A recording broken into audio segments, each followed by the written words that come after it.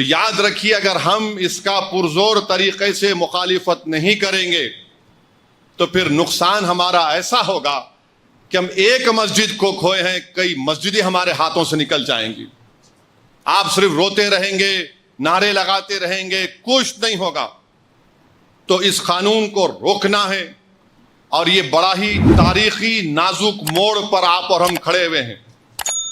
اگر ہم متحدہ طور پر اس جدوجہد کا حصہ نہیں بنیں گے، میرے سے ایک صاحب آ کر بولے کہ ہم کو فلاں ایسا کر دو، ہمارا یہ بنا دو. میں نے کہا جی حضرت یہ قانون تو پڑھو آپ، اس میں کچھ بچے گا نہیں تو آپ کو کیا ملنے والا ہے؟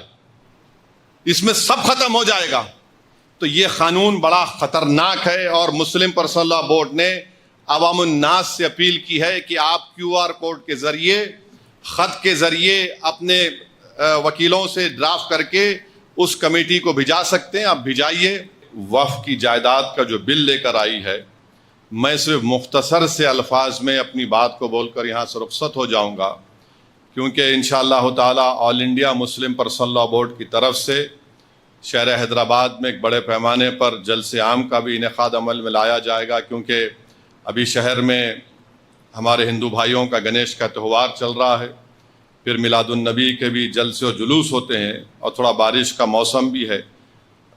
صدر all India Muslim personal law board Maulana Khalid Saif Ullah رحمانی صاحب کے حکم پر انشاءاللہ تعالی جلد سے جلد ایک میٹنگ بھی ہوگی اور ایک جلسے عام بھی ہوگا، اس میں آپ لوگ شرکت کریے. میں ذمہ داروں کی موجودگی میں صرف اتنا ہی بتانا چاہوں گا کہ اگر یہ خدا نہ خواستہ یہ بل اگر قانون بنے گا تو کوئی بھی وقف کی پراپرٹی مسلمانوں کے پاس نہیں رہنے والی، سب حکومت کے قبضے میں چلا جائے گا. اور جس منصوبہ بند طریقے سے نریندر مودی کی حکومت نے اپنی نفرت کو اس قانون میں جو شکل دی ہے کہ مثال کے طور پر وہ کہتے ہیں کہ وقف با یوزر ختم کر دیا جائے گا. اب وقف با یوزر اگر ختم ہوگا تو سب سے پہلے نشانے پر ہے ہر مسلک کا مدرسہ. مدرسہ کسی کی ذاتی ملکیت نہیں ہوتی ہے، تو ہر مسلک کا مدرسہ ان کے نشانے پر ہے. بولیں گے نہیں اب وقف با یوزر کا قانون سیکشن 3 کو ہم نے ختم کر دیا، اب ہم طے کریں گے کہ کون اس کا مالک ہے. دوسرا حیدرآباد کی مکہ مسجد ہے، قانون یہ بول رہا کہ رجسٹرڈ ڈیڈ لے کر آؤ آپ. تلنگانہ میں 33,000 کے قریب وقف کی جائیداد رجسٹرڈ ہے. 90% ان جائیدادوں کے پاس کوئی رجسٹرڈ ڈیڈ ہی نہیں ہے، کوئی رجسٹرڈ ڈیڈ نہیں ہے. تو حکومت بولیں گی دیکھیے اب آپ کے پاس رجسٹرڈ ڈیڈ نہیں ہے، وقف با یوزر ختم ہو گیا، اب ہم اس پہ قبضہ کر لیں گے. قبرستان ہے، قبرستان کے کوئی کاغذ نہیں ہے. خانقاہیں ہیں، کوئی کاغذ نہیں ہے. درگاہیں ہیں، کوئی کاغذ نہیں ہے. کیا ہے؟ وقف با یوزر ہے. اگر وقف با یوزر چلا جائے گا تو یہ سب ختم ہو جائیں گے، اور نہ صرف یہ ختم ہو جائیں گے بلکہ خدا نہ خواستہ جتنی مسجد کی کمیٹیاں ہیں اس میں بھی وہ لوگ بولیں گے کہ ہم BJP کے لوگوں کو کمیٹی کا ممبر بنائیں گے. آپ نماز پڑھیے، اس سے آپ کو کیا کرنا ہے.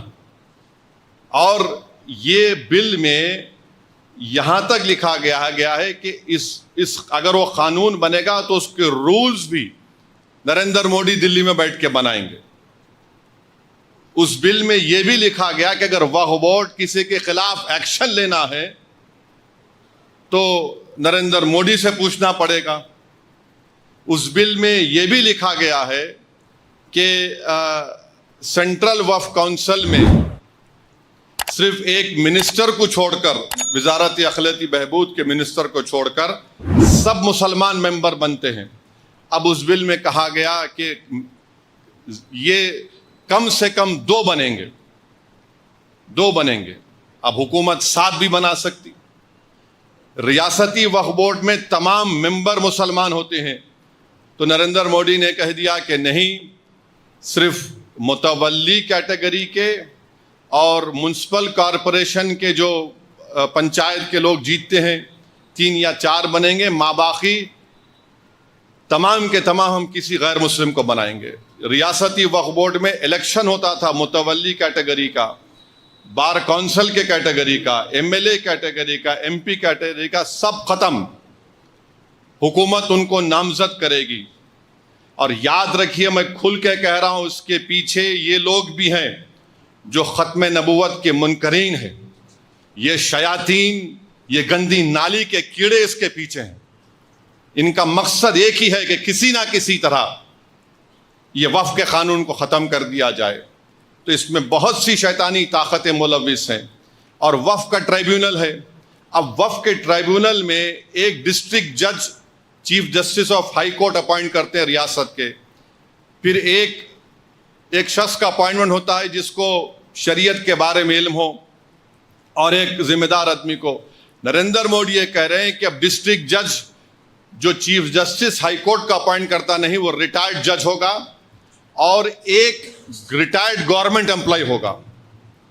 میرا جو مشاہدہ ہے، جتنے گورنمنٹ کے اس طرح کے انکوائری کمیٹیز بنتے ہیں جس میں ریٹائرڈ جج ہوتے ہیں، ایک ریٹائرڈ گورنمنٹ کا سرونٹ ہوتا ہے. مثال کے طور پر برسوں پہلے مفتی غیاث کو معلوم ہوگا، 1996 میں تالاب کٹے میں ایک فائرنگ ہوئی تھی جس میں ایک معصوم عورت فرسٹ فلور پہ تھی، شہید ہو گئی تھی.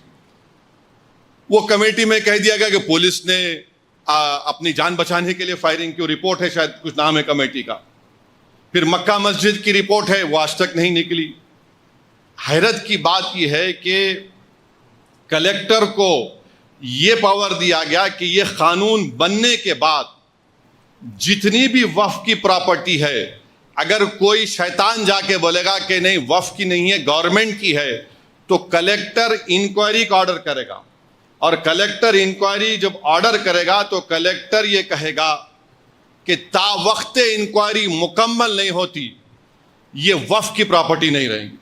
اب کلیکٹر صاحب برسوں انکوائری کرتے رہیں گے، آپ کی تو پراپرٹی چھین لی گئی. کیسے انکوائری کریں گے؟ تو انگریزی میں استعمال کیا گیا whatever he deems fit, یعنی وہ جیسا چاہے انکوائری کر سکتے. قانون کا ایک بنیادی اصول ہے کہ کوئی بھی اپنے مسئلے میں جج نہیں بن سکتا، مگر کلیکٹر کو اب منا رہے ہیں. اور پھر اس بل میں یہ بھی کہا گیا کہ جتنی جائیدادیں پر وقف کی جائیدادوں پر گورنمنٹ قابض میں ہے، کلیکٹر اس کا فیصلہ کریں گے. اور گورنمنٹ کے حق میں فیصلہ کریں گے تو کلیکٹر ریونیو کو بولے گا، وقف بورڈ کو بولے گا ریکارڈ صحیح کرو، یہ گورنمنٹ کی پراپرٹی. تو یہ موٹا موٹا اس میں یہ باتیں رکھی گئی ہیں جو خطرناک ہے. میں بتا رہا ہوں آپ کو.